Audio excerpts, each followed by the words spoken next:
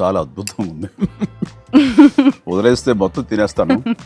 నా సరదా తీరేంత వరకు కొంచెం ఇంకొక తిని వదులుతాను. Okay. కానీ చాలా బాగుంది. కానీ ఎంత తిక్కుగా ఉంది మీ ఇక్కడ. So nice. బీసీ రిజర్వేషన్ల సాధన కోసం ఢిల్లీలో సమరానికి సిద్ధమైంది రేవంత్ రెడ్డి ఆధ్వర్యంలోని కాంగ్రెస్ పార్టీ. సో దీనికి ఖర్గే, రాహుల్ లాంటి వారు, అలాగే ఇండి కూటమి కూడా దీనిలో పాల్గొనబోతుంది. అంటే ఒక తెలంగాణ అంశము, ఒక రాష్ట్ర అంశము ఇప్పుడు జాతీయ అంశంగా మారుతున్నట్లుగా కనిపిస్తోంది. ఎందువల్ల సార్? అంటే ఈ తేలాల్సిన జాతీయ స్థాయిలోనే కదా, ఎందుకంటే ఇది తెలంగాణ రాష్ట్ర అసెంబ్లీ ఆమోదించింది, బిల్లు రాష్ట్రపతి కేంద్రానికి వెళ్ళింది, ఆర్డినెన్స్ గవర్నర్ దగ్గర ఉంది, పార్లమెంట్ దీనికి 9th షెడ్యూల్లో చేరిస్తే తప్ప ఈ బిల్లు అమల్లోకి రాదు. ఎందుకంటే ఇది మొత్తం రిజర్వేషన్లు 50% దాటుతున్నాయి. సో అందువల్ల అల్టిమేట్గా తేలాల్సింది పార్లమెంట్లోనే. భారతీయ జనతా పార్టీ ప్రభుత్వం అంగీకరిస్తేనే ఇది సాధ్యమవుతుంది. అంగీకరించడానికి బీజేపీ చెప్తున్న ఆరోపణ ఏంటంటే, ఇందులో మీరు 10% ముస్లింలకు ఇచ్చారు, మతపరమైన రిజర్వేషన్లు చెల్లవు గనక మేము అంగీకరించడం లేదు అని అంటారు. దానికి కేంద్ర ప్రభుత్వం వెంటనే పంపిన బిల్లు పైన మీరు ఆ 42%లో మతపరంగా ఇచ్చిన రిజర్వేషన్లను తొలగించి మళ్ళీ పంపండి అడగచ్చు. దాన్ని ఆపడం ఎందుకు? పోనీ ఈ 42% బీజేపీ ఎందుకు శాసనసభలో అంగీకరించింది? అప్పుడు లేవా 10% ముస్లిం ఓబీసీ రిజర్వేషన్లు, మరి మీరు ఎందుకు అంగీకరించారు? అసెంబ్లీలో ఈ బిల్లును యథాతథంగా అంగీకరించి కేంద్రానికి వెళ్ళినాక మాత్రం మీరు ఇది బిల్లులో 10% ముస్లింలకు పెట్టారు, అందుకు మేము అంగీకరించామని. అందువల్ల బీజేపీ మరి ఈ బిల్లును నిజంగానే మీరు వ్యతిరేకిస్తే అసెంబ్లీలో వ్యతిరేకించాలి. అసెంబ్లీలో ఎందుకు సమర్థించారు? కేంద్రంలో వస్తే మళ్ళీ మేము వ్యతిరేకిస్తామంటున్నారు. అందువల్ల అయినా ఇది ముస్లిం ఓబీసీ ఇష్యూ కాదు. ఎందుకు కాదు అంటే మతపరమైన రిజర్వేషన్లు చెల్లవు ఇప్పుడు. కానీ ఇది మతపరమైన రిజర్వేషన్లు కాదు. కాంగ్రెస్ పార్టీ కూడా రాజకీయ కారణాల రీత్యా ఓబీసీలను కొంతమందిని ముస్లిం ఓబీసీలు అన్నారు.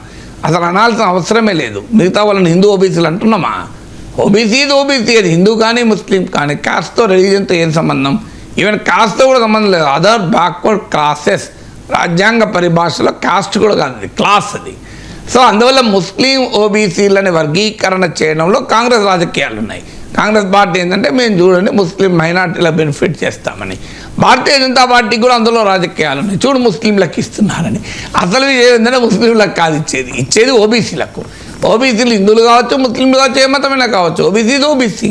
ఇప్పుడు ఒక ఎస్సీ ఉంటాడు, ఎస్సీ హిందూ కావచ్చు, క్రిస్టియన్ మీకు ఈవెన్ సిక్ కావచ్చు. ఇప్పుడు పంజాబ్లో కూడా మీకు రిజర్వ్డ్ సీట్స్ ఉన్నాయి కదా. సో అందువల్ల హిందూ ఓబీసీస్ ముస్లిం ఓబీసీని డివైడ్ చేసినప్పుడు పంచాయతీ వస్తుంది. ఎందుకంటే మతపరమైన రిజర్వేషన్లు చెల్లవు మన దేశంలో. కానీ మతం కారణాన రిజర్వేషన్లు కాదనలేం కూడా. మతం ప్రాతిపదికగా రిజర్వేషన్లు ఇవ్వడం రాజ్యాంగ విరుద్ధం. మతం కారణంగా రిజర్వేషన్లను నిరాకరించడం కూడా రాజ్యాంగ విరుద్ధమే. ఆ క్లారిటీ ఇవ్వకుండా ఆ రాజకీయ పార్టీలు రాజకీయం చేస్తాయి. ముస్లిం ఓబీసీ అని పెట్టి మైనార్టీ ఓట్లు పొందాలన్నది కాంగ్రెస్ లక్ష్యం. ముస్లిం ఓబీసీలు ఉన్నాయి కనుక మేము ఇవ్వమంటూ హిందూ ఓటు కన్సాలిడేషన్ బీజేపీ లక్ష్యం.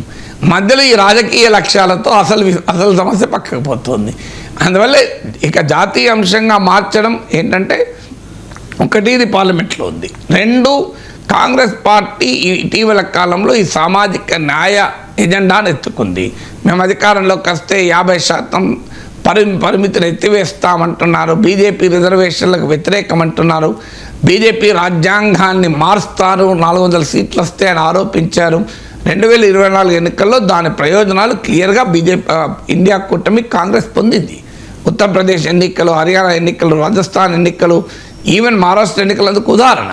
అందువల్ల ఒకసారి ఆ రుచి అందింది కనుక, అంటే భారతీయ జనతా పార్టీ అగ్రెసివ్ హిందుత్వకు కౌంటర్గా సోషల్ జస్టిస్ పాలిటిక్స్ కాంగ్రెస్ మొదలుపెట్టింది. అందుకే మీ కాస్ట్ సెన్సెస్ అంటోంది, ఇవన్నీ అంటుంది. అందువల్ల జాతీయ స్థాయిలో కాంగ్రెస్ పార్టీ దాని మిత్రపక్షాలైన ఇండియా కూటమి, అది బీజేపీ వాళ్ళకి కావాలని ఇండీ అలయన్స్ అంటారు.